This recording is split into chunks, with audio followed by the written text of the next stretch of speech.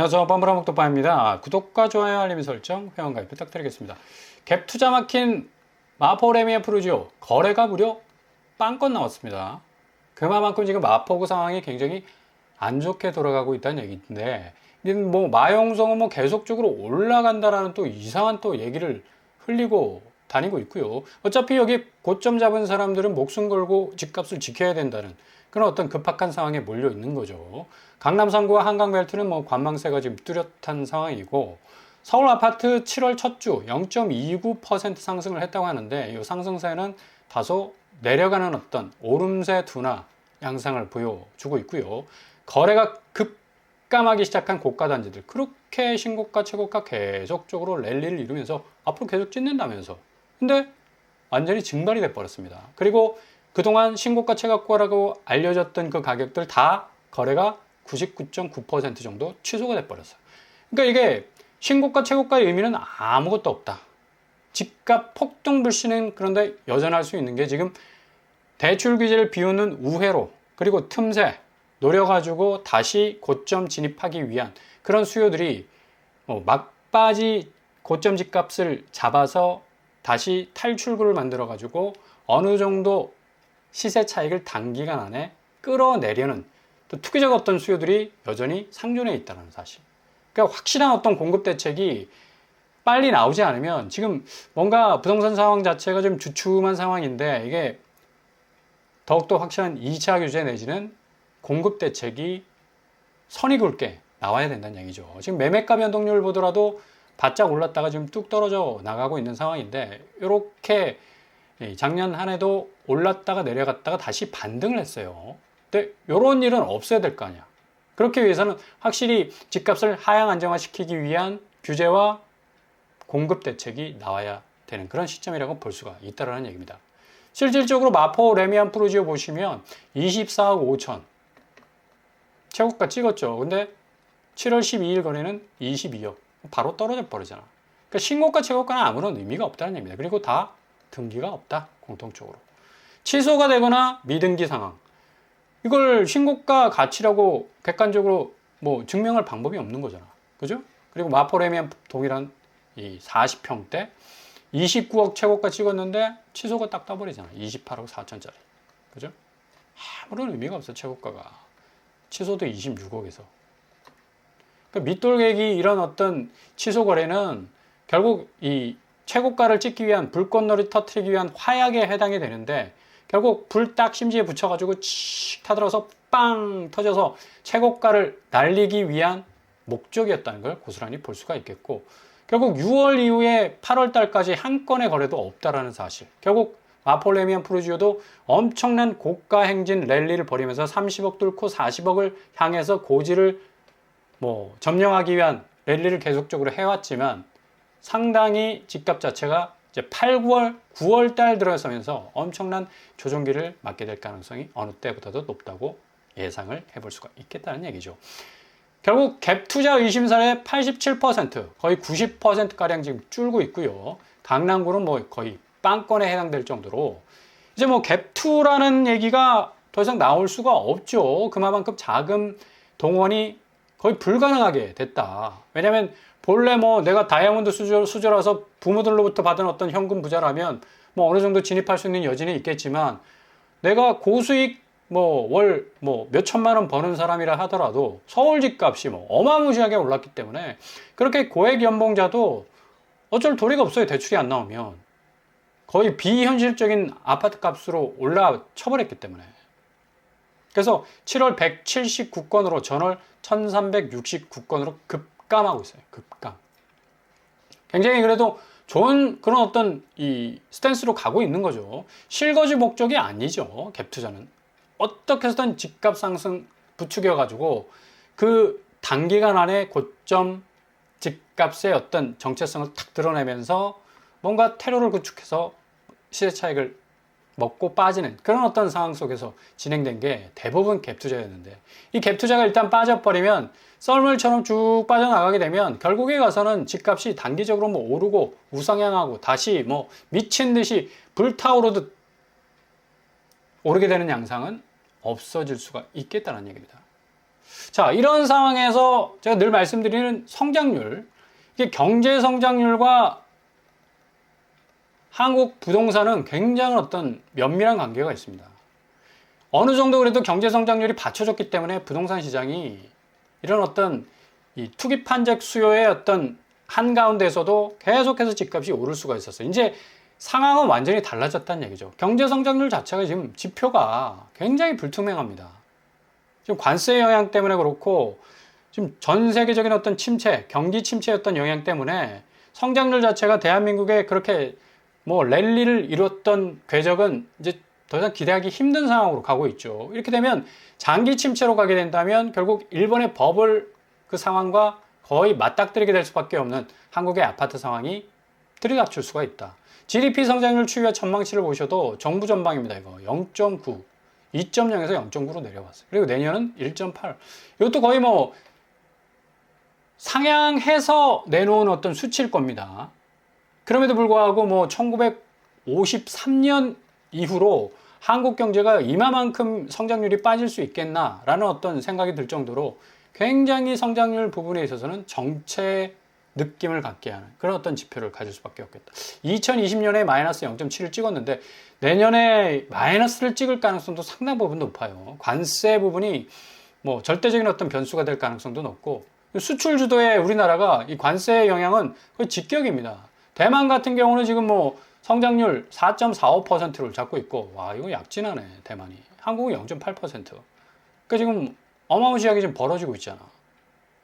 대만이 한국 따라오기가 굉장히 버거웠거든요. 근데 지금 AI 산업하고 반도체가 그냥 완전히 날개를 달므로 말미암아 여기가 그냥 완전히 지금 한국을 딱 제껴버리고 지금 독주를 하기 시작하고 있는데 한국, 대만, 싱가포르, 홍콩 50년이 지난 현재 이들의 경제 성장표 엇갈리고 있다. 한국은 지금 분명한 정체기에 와 있고요. 그럼에도 불구하고 대만은 GDP 성장률이 3.1%에서 지금 4.4%로 가고 있다는 얘기예요. 그러니까 대만이 굉장히 지금 그동안 이 AI 산업과 반도체 부분에 있어서 뭐 두각을 그다지 한국의 그늘에 가려져서 내질 못했는데 이게 지금 한국 삼성과 SK가 뭐 약진은 하고 있지만 그래도 삼성이 약간 반도체 부분에서 뒤처지는 모습을 보이니까 바로 따라잡잖아요. 이런 식으로. 그죠? 거침없이 질주한다. 대만 경제는. 근데 중요한 건 AI 산업에만 너무 치중되어 있기 때문에 이게 또 변동성이 생겨버리면 대만도 그냥 거의 꼬로박 박을 수 있는 또 리스크도 있어요. 충분히. 근데 뭐 이제는 뭐 AI 시대다. 뭐 반도체 엔비디아하고도 연결돼서 뭐 TSMC 등등 해서 대만의 어떤 반도체 사업은 날개를 달 가능성이 높기 때문에 뭐 어쨌거나 저쨌거나 내년도 성장률은 확실하게 더 치고 나갈 가능성은 굉장히 높습니다. 그래서 한국의 경제 성장률은 뭐 0.8% 수준에 머물러 있게 된다면 이거 개인의 소득 부분도 굉장한 영향을 받을 수밖에 없다. 결국에 가서는 어느 정도 소득이 뒷받침돼주고 이게 백업이 돼가지고 대출을 겁없이 냈잖아. 그죠? 고액연봉자들 뭐 대출 내는 거 보면 정말 간을 배밖에 내놓은 것 같아요. 뭐 5억, 6억, 뭐 심지어 10억, 20억씩 내니까. 이제 그렇게 받지도 못해, 은행에서는. 그렇게 하고 싶어도. 신용대출 잘 안 내줍니다. 결국에 가서 이렇게 자금이 딱 묶여 있기 시작하고, 기업이 업황이 안 좋으니까 뭐 구조조정하고, 뭐 사원들 내보내고, 뭐 이러다 보니까 개인의 소득 여력은 상당히 불안정해진다. 결국, 뭐 불경기에 술집이 사치라고 하는데, 여기 술자 빼야죠. 집도 사치야, 집도. 예? 이거 대한민국 사람 뭐 뽕이 국뽕 차로 온다고 해가지고 BMW, 벤츠, 뭐 아우디 등등 해가지고 독일 차는 뭐 그냥 세려밟는 예? 얼마나 많은 사람들이 특히 젊은 세대에서 그 외제차들 사들이기 시작했습니까? 한국이 유일하다잖아. 벤츠가 뭐 최고봉 아닙니까? 일본 가봐 그냥 다 경차지. 물론 세금 문제 때문에 경차 타는 거 타고 있지만 아무튼 이런 어떤 이 소비 여력들은 완전히 죽어버린다는 얘기예요. 술집 당연히 여기 손절할 수밖에 없죠. 여기 술잡도 빼야 돼. 집 문제. 내가 뭐 강남에 아파트 한 채 있어야지. 이런 어떤 이 어깨뽕 차오르는 얘기는 더 이상 못 한다는 얘기입니다. 이 내수가 이렇게 9.2%뚝 떨어지고 있는데 소상공인 경영 지표 보세요. 살짝 이번에 올랐습니다. 올랐음에도 불구하고 앞으로가 더 문제잖아. 지금 경제 지표는 ING 지금이 문제가 아니라 향후가 문제라는 얘기입니다. 굉장히 하락세로 갈 가능성이 어느 때보다도 높다. 그렇기 때문에 아파트 시장이 계속적으로 오른다? 이건 완전히 그냥 어불성설이다. 말이 안 되는 얘기입니다. 근데 그럼에도 불구하고 분양가 시장은 지금 평당 4,543만 원. 기가 막히지. 전월 대비 1.39% 내렸다고 하지만 아니 이렇게 체감적으로 어마하게 지금 압박을 가해오는 분양가 이거 누가 감당을 해주냐고요. 죄다 이제 뭐 분상제 적용 안 되는 정말 고압적인 분양가가 나오면 미분양 터지게 생겼어요. 지금 가뜩이나 지금 건설 경기 안 좋은 상황에서 미분양 터지고 이게 악성 미분양으로 흘러가버리고 무슨 입주에서도 이제 고점 분양가 뭐 누가 쳐다보기나도 하나 똑같은 신축 분양가하고 같은데 어떤 메리트도 없잖아요. 현금 박치기해서 또 사야 되는데. 그러니까 결국에 와서는 건설 경기도 굉장히 좀 어두워질 전망도 높고 서울특별시 지금 분양 가격표 보십시오. 쭉 올랐다가 거의 횡보하고 있지 않습니까? 내려간 적이 없다는 얘기야. 앞으로 이제 신축 분양가는 계속적으로 오른다. 대신 구축 시장은 지금 경제 현안에 대해서 개인 소득 여력 자체가 굉장히 줄어들 수밖에 없기 때문에 매수세 위축되고 거래량 줄고 거래가는 훅 빠질 가능성이 높다. 지금 중국이 이렇습니다. 신축 분양가는 계속 올라. 5년간 부동산 침체기에 있음에도 불구하고. 근데 구축은 엄청나게 지금 내려가고 있어요. 그래서 모든 매수자들이 구축을 사고 있어요. 신축은 지금 뭐 텅텅텅텅 비어가지고 거의 유령 도시가 되다시피 하고 있어요. 5년간 그래서 헝다와 비구이위안 같은 중국 부동산 재벌들은 거의 뭐 해체되다시피 할 정도로 건설 경기가 거의 최악을 치닫고 있죠. 한국의 중국 부동산 시장 시스템하고 거의 비슷하기 때문에 거의 뭐 이런 수순으로 간다라고 예상이 되고요. 전국적으로도 뭐 분양가가 2천만 원 정도 육박하고 서울만 오르나? 지방도 지금 같이 오르고 있지. 그러니까 이렇게 되다 보니까 부산이 뭐 한 달 새 18.4% 올랐어. 부산도 뭐 지방에서는 뭐 굉장한 어떤 부동산 강골 아니었습니까? 20억, 30억 하는 아파트들 뭐 수두룩 빽빽 했었는데 뭐 해운대고 중심으로 해가지고. 근데 이제 요렇게 거품이 꼈던 지방 아파트가 거의 이제 수직으로 날아갈 수 있는 상황이 발생을 하게 된다면 전체적으로 집값은 거의 뭐 출렁출렁 거릴 정도로 엄청난 하락 속도를 기록하게 될 가능성 아주 높다는 얘기입니다. 어차피 집값은 좀 떨어져야 된다.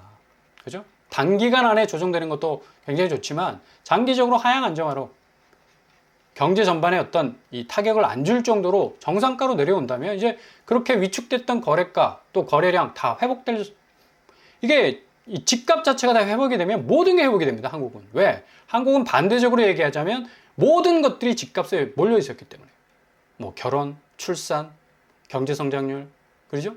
그리고 투자, 또 자본의 흐름 다 부동산에 몰빵이 돼 있었기 때문에 집값만 내리면 반대적으로 얘기하자면 또 집값만 내리면 다 해결돼 다.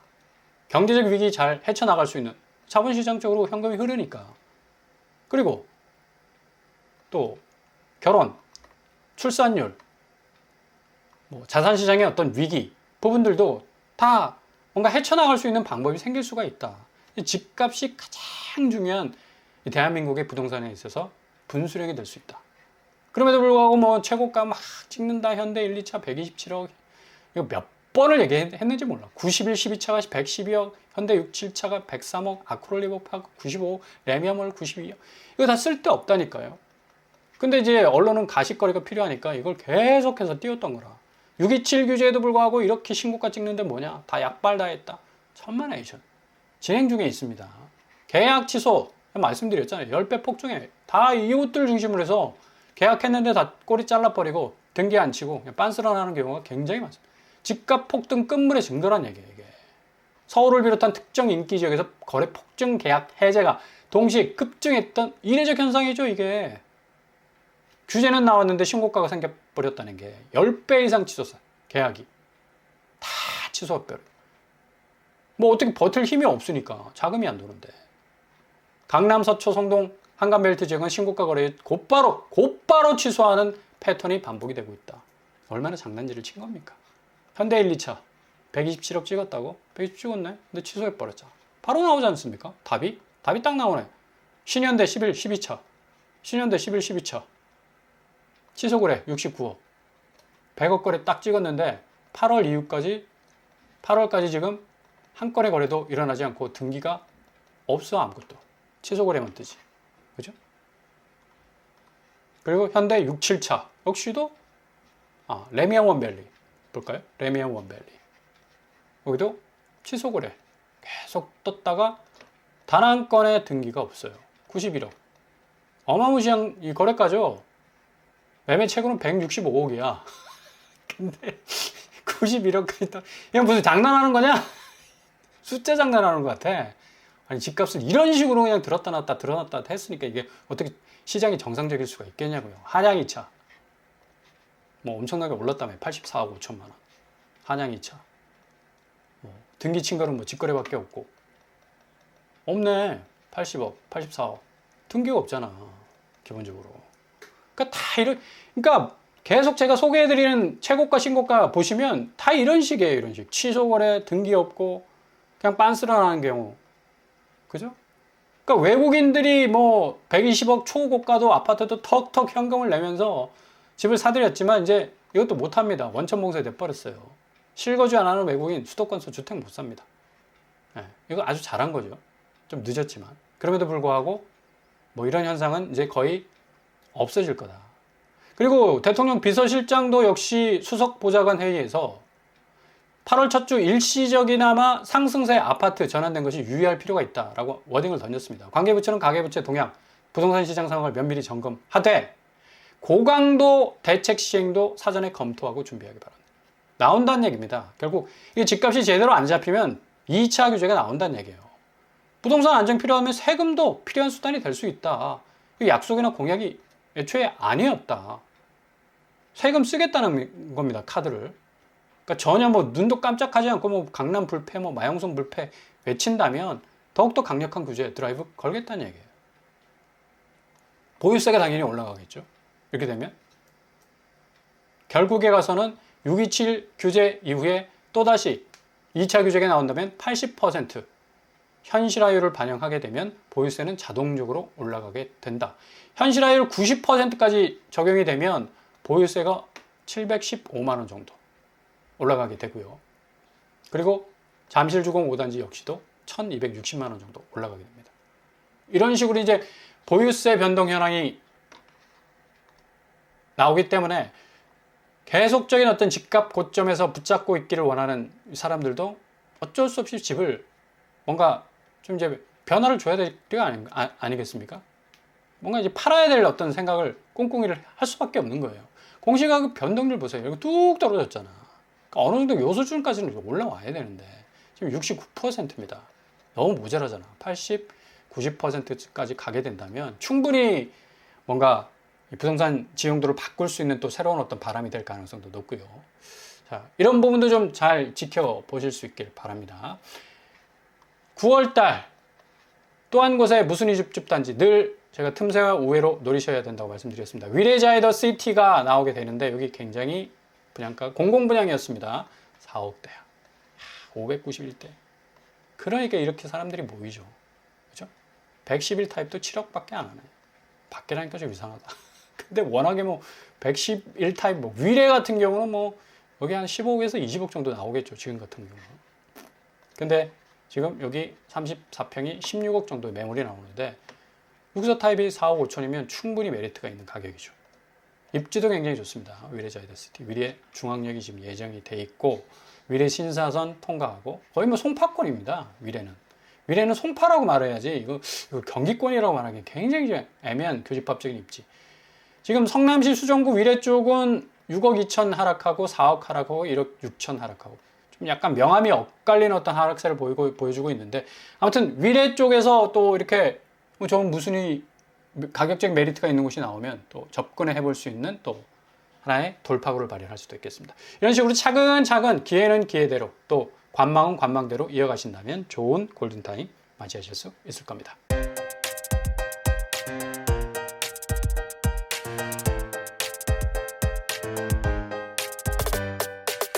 오늘의 부동산 캐리커처. 지금 상황에서 가장 필요한 것은 무엇보다도 인내입니다. 무주택자라면 조금 더 기다려 보시고요. 9월 달이면 이 집값의 분수령이 확실하게 결판이 날 예정이고 그런 목표까지 가기 위해서 뭔가 조금 틈새와 기회를 조금씩 잽잽으로 노리시면서 좀 대폭 선이 굵은 어떤 부동산 지형의 변화를 잘 간파하시면서 한 발 한 발 접근하신다면 골든타임 분명히 잡으실 수 있을 겁니다. 오늘도 응원합니다. 항상 여러분의 길이 꽃길만 되실 수 있길 바랍니다. 이상으로 뻔뻔한 먹덕방을 마치겠습니다. 구독과 좋아요 부탁드립니다. 감사합니다.